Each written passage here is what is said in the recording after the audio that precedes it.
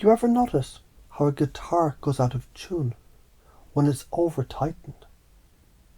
Same thing happens to you. You are the instrument. When you tense up, when you grip, control, clench, your frequencies go sharp. Your thoughts get brittle. Your voice shrinks. Then you wonder why nothing feels right. Now here's the kicker. The universe isn't punishing you. It's just physics. Every atom in your body runs on oscillations. Electrical, magnetic, resonant as hell. It's the harmonic field of coherence. Biology calls it homeostasis. When you breathe, when you soften, that electric field comes back into symmetry. You literally tune your consciousness. Watch a 5-year-old fall. They cry, sure, but 30 seconds later, they're laughing again, running, spinning, dancing. Why? Because their nervous system hasn't learned the corporate religion of tension yet. They let emotion flow through. Adults rehearse tension like it's a career skill. Grip harder, prove more, hold longer. But life doesn't reward the clenched. It rewards the tuned. Every time you inhale, you're giving your cells a signal. We're safe enough to stay open. Every time you exhale with softness, you're giving your field permission to reharmonize. That's the real spiritual activation everyone talks about. It's not cosmic. It's chemical courage. Now zoom out. If consciousness is the harmonic substrate of all fields, then every human emotion, thought or breath is a micro-adjustment in the universal tuning grid. Your coherence, it feeds collective coherence. So when you tighten in fear, you distort the lattice. When you relax in integrity, you straighten space-time in your corner of the hologram. That's not woo. It's electromagnetism with better manners.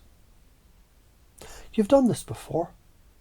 When you're about to speak the truth that scares you, and you take that one grounding breath before the words leave your mouth. When you catch yourself mid-argument, pause, drop the shoulders, feel your heartbeat, and suddenly the room calms down. When you laugh after crying, that's your nervous system hitting the reset button. These are micro moments of harmonic collapse, waveforms of stress collapsing into coherence, like gravity and light finding balance again. You already do it. You just forgot it's sacred. You value strength, honesty, impact. You want to lead without faking calm. Good. Here's the paradox. Real power isn't grip. It's grounded conductivity. A tuned string can move mountains with vibration. A snap string, it does nothing but sting fingers.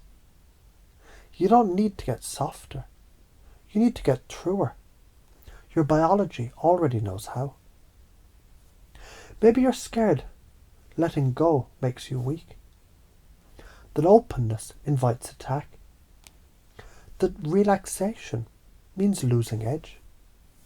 But tension doesn't protect, it isolates.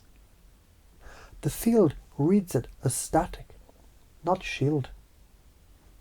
When you're open and grounded, you're not vulnerable, you're resonant. We can call this phase coherence. Psychology calls it secure attachment. Either way, your systems sync up with truth instead of defending from ghosts. So from now on, whenever pressure shows up, and it will, you can remember your body, it already knows how to retune. You can breathe before reacting, and notice how your awareness, it slides back into place. You can let tension become a tuning signal rather than a threat. And you can start to recognize that every sharp note in your day is just an invitation to vibrate through her. Because the brave thing was never to fight the chaos. It was to stay open when the song played. Heart rate variability research, it shows breathing at about 6 cycles per minute maximizes coherence between your brain and heart fields. Neuroscience calls it parasympathetic activation. We can call it harmonic restoration. Different language, same phenomena.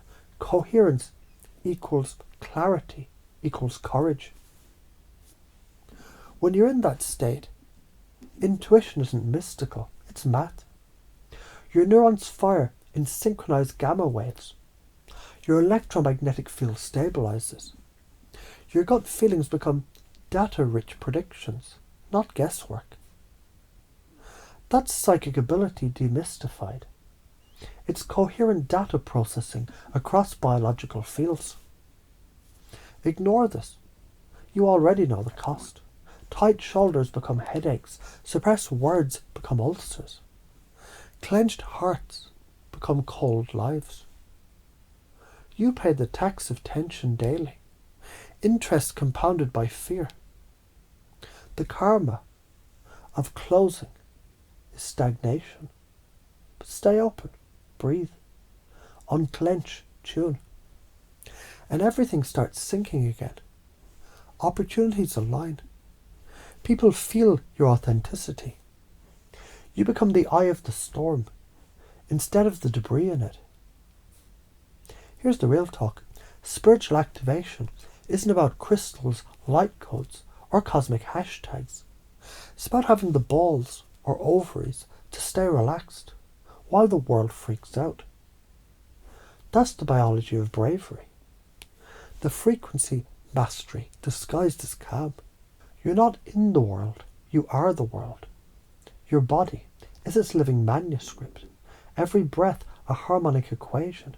Every emotion a waveform collapsing back into light. When you breathe and stay open, you remember the language you were written in. When you close, you forget. So when the next storm hits, and it will, listen. You might just hear your body whisper. Stay open. Don't close the instrument while the music is still playing. If strong emotions arise, pause. Inhale slowly. Exhale even slower. That's the moment you retune.